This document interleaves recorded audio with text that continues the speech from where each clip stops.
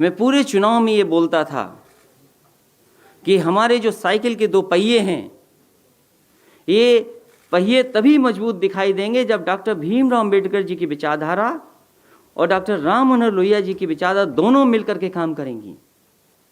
और मुझे कुछ भी छोड़ना पड़ा था, मैं उन बातों को दोबारा नहीं दोहराना चाहता हूं। मैंने साथ लिया और मेरा मकसद था कि भारतीय जनता पार्टी को रोक लें। और मुझे खुशी है इस बात की, पूरे देश में अगर किसी ने भारतीय जनता पार्टी को रोकने का काम किया तो उत्तर प्रदेश में कम से कम हम लोगों ने सीटें छीन ली।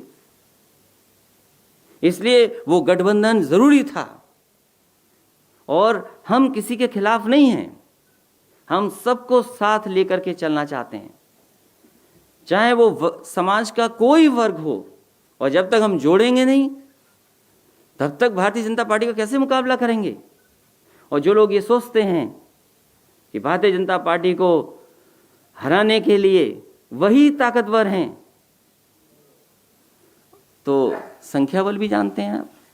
अभी तो चुनाव विधानसभा का आना है, एमएलसी का चुनाव तो आएगा सो आएगा। ऐसी क्या बात है कि वो एमएलसी समाजवादी पार्टी को हराना चाहते हैं, बीजेपी भी हराना चाहती है, बहुजन समाज पार्टी भी हराना चाहती है। ये राजनीति मुझे समझ में नहीं आ रही। इसीलिए मैं ये बात दोबारा कह रहा हूं कि समाजवादी पार्टी हार जाए ये बीजेपी चाहती है, समाजवादी पार्टी हार जाए ये बीएसपी चाहती है। तो ये दोनों की चाहत कहां से मिल रही है, ये सोचना आपको है। और जितना भारतीय जनता पार्टी ने नुकसान किया है दलित और पिछड़ों का, इतना नुकसान कभी नहीं हुआ होगा, और अगड़ों का भी। सोचो क्या नहीं बिक गया। जब सरकार के हाथ से सब कुछ छिन जाएगा तो संविधान ने जो हमें अधिकार दिए, बाबा भीमराव अंबेडकर जी ने जो हमें अधिकार दिए हैं, जो हमें सम्मान देने का काम किया, वो कैसे दे पाएंगे हम। कभी सोचो इस बात के लिए। अब तो हवाई जहाज बिका है, एयरपोर्ट बिके हैं, आगे और क्या ना बिक जाए। कोविड के बाद तो न जाने क्या क्या बिकेगा। तो जो बाबा भीमराव अंबेडकर जी का सिद्धांत था, डॉक्टर राम मनोहर लोहिया जी का सिद्धांत था, उस सिद्धांत पे हम लगातार काम करेंगे। दलित, पिछड़े और रगड़े सब लोगों को साथ लेकर के आगे बढ़ने का काम साइकिल और समाजवादी पार्टी करेगी।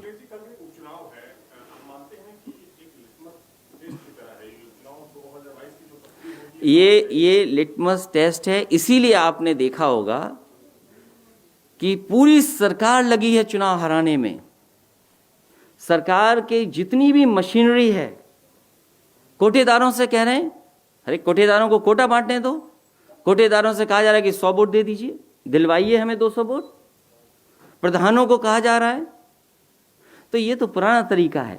लेकिन मुझे खुशी है इस बात की कि पूरे प्रदेश की जनता इंतजार कर रही है कि कब भारतीय जनता पार्टी को सबक सिखाने का मौका मिले।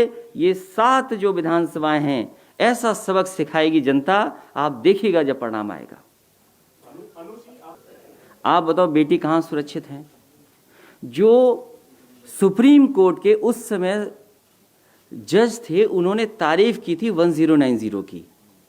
कल मैं 1090 के बगल में से निकल रहा था तो 1090 बंद कर दी, एक नई झोपड़ी लगा दी है, 2 मंजिला झोपड़ी।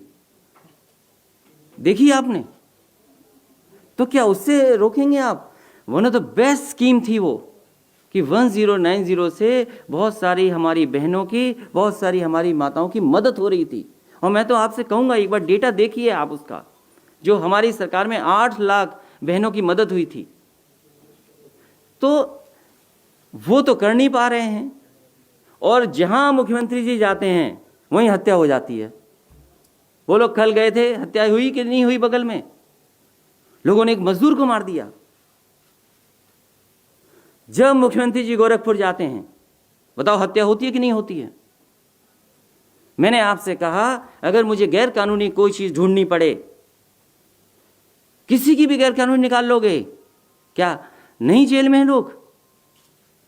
क्या आजम खान साहब अगर सरकार होती तो दूसरे लोग जेल में होते कि नहीं होते? आप फर्जी बना दे रहे हैं, आपका अधिकारी, आपके सब कुछ लाओ, जिसके चाहो कहो, वो कर देती है सरकार। क्या नहीं किया सरकार ने? तो सरकार ऐसी है, मैं जानता हूं सरकार क्या चाहती है। सरकार विकास पे नहीं चाहती बहस। सरकार किसान की आय दोगुनी कब होगी उस पर बात नहीं करना चाहती। कभी हमने सपना देखा था कि गाजीपुर में मंडी बनेगी, सुल्तानपुर में मंडी बनेगी, आजमगढ़ में मंडी बनेगी। क्या ये लंबी लंबी बात करने वाले लोग क्या मंडी के लिए जमीन ली है? कहते थे एक्सप्रेसवे सस्ता बनाएंगे। कौन नहीं चाहता कि आपने अपने लोगों को खुश करने के लिए एक्सप्रेसवे का टेंडर में बदले और स्पेसिफिकेशंस बदले। आप टेक्निकल स्पेसिफिकेशन में बात कर लीजिए। कोई अच्छी कंपनी आपके यहाँ काम करने क्यों नहीं आ रही है?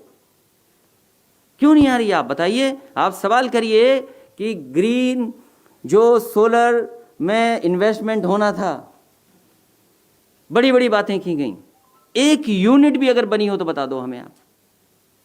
इस सरकार ने अगर एक यूनिट भी बिजली बनाई हो तो बताएं। चाहे वो मुनव्वर राणा साहब हों, चाहे आजम खां साहब हों, मैं जानता हूं सरकार क्या चाहती है। सरकार ये भी याद रखे कि सरकारें आती हैं जाती हैं। अधिकारियों को इतनी ताकत दे दोगे आप, इतना दबाव बना करके जो चाहोगे वैसी रिपोर्ट लिखवा लोगे और कार्रवाई कर दोगे, तो न जाने कितनी इलीगल चीजें हैं। आप पता कर लीजिए शुक्लागंज कौन सा लीगल है पूरा। सरकार चाहेगी तो नुकसान कर देगी। सरकार जब चाहती तब ठेला हटा देती। आज ठेले लगे हुए तो लीगल है। सोचो आप। और आपके तो साथी खुद ही जेल गए हैं कई, तब भी नहीं सोच रहे आप। आपके कई साथी अभी भी जेल में हैं। जब छूटेंगे तो हम मिलेंगे उनसे। देखिए बीजेपी हारने जा रही है। भारतीय जनता पार्टी से जनता की नाराजगी है। किसी सवाल का जवाब भारतीय जनता पार्टी के पास नहीं है। इसलिए उत्तर प्रदेश को, देश को भारतीय जनता पार्टी से बचाना है। ये हमारे लिए, आपके लिए और हम समाजवादियों के लिए बड़ा मुद्दा है। देश का संविधान खतरे में है।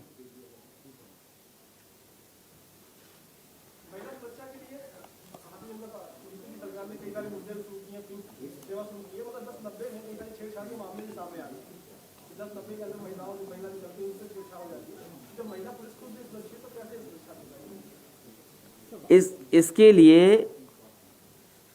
सरकार को जिम्मेदारी निभानी पड़ेगी और कहीं न कहीं जो पहले से व्यवस्था है उसको और अच्छा बनाएंगे तो मैं समझता हूं महिलाओं की सुरक्षा और बढ़ेगी।